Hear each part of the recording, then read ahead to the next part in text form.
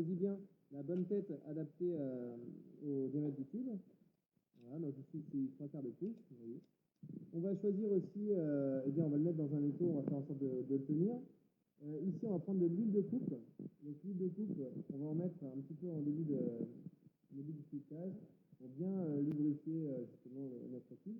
Et ici au sol, donc, on a protégé le sol avec un bac de récupération de copeaux et d'huile. On vient le mettre ici dans notre filière, le tube. Et donc ici on va venir appuyer. Alors on va bien regarder ici, vous voyez, il y a une petite flèche sur le dessus, je ne sais pas si vous voyez sur la vidéo, une petite flèche qui indique le sens de rotation. Donc là ici, nous on veut bien visser, donc on va bien dans ce sens-là, vers la droite. On peut le décaler ici, vers la gauche, ce sera quand on va dévisser. Vous voyez, hop, on met bien vers la droite. Et ici on appuie. Alors moi je viens appuyer avec ma main. Et mon chiffon, alors pourquoi je mets un chiffon? C'est pour éviter d'avoir des copeaux qui viennent couper la main. Voilà. Et je viens mettre ici, appuyer en même temps. J'appuie avec ma main gauche. Et ici je viens descendre ma main droite pour justement faire tourner ma filière autour du tube.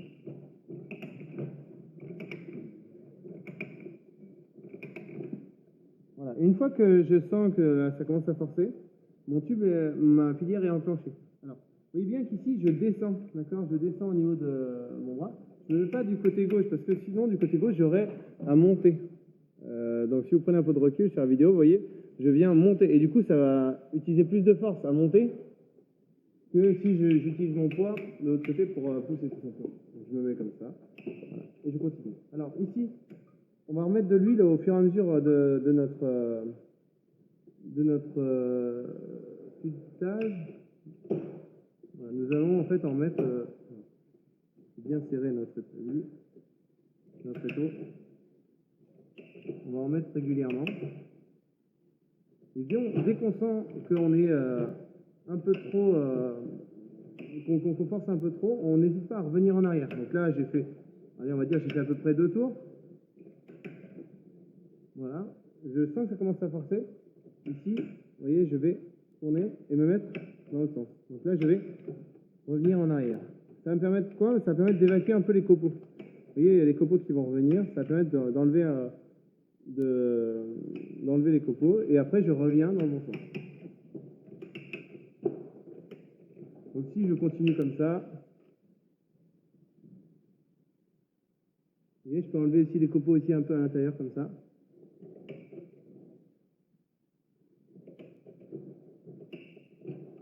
Vaut mieux mettre un peu plus d'huile que pas assez. D'accord? Alors ici, voilà, c'est bien serré, voilà. Je n'ai pas précisé qu'il fallait bien serrer ici. Voilà. Ne pas vous fatiguer, ça ne sert à rien de forcer trop, utiliser votre poids pour faire le filetage. Alors quand est-ce qu'on s'arrête? On met encore un petit peu, on va voir. Quand est-ce qu'on s'arrête?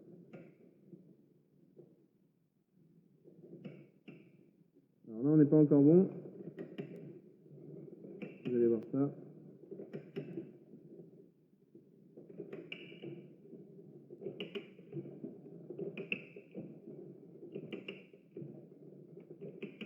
Voilà. Donc on commence à être pas mal. Alors vous voyez la longueur du filetage. Alors il y a plein de choses sur la longueur du filetage, on ne sait pas. Moi je considère que la longueur du filetage doit être environ égale au diamètre du tube. Vous voyez, si le tube il fait 27 extérieur, eh bien la longueur du filetage doit au moins être égale à la longueur au diamètre extérieur. Donc là je pense qu'on commence à être pas mal. Vous voyez, il ne faut pas que ça dépasse ici, on ne va pas dépasser notre filière ici. On commence à être bien là. Voilà. Et là, on revient en arrière.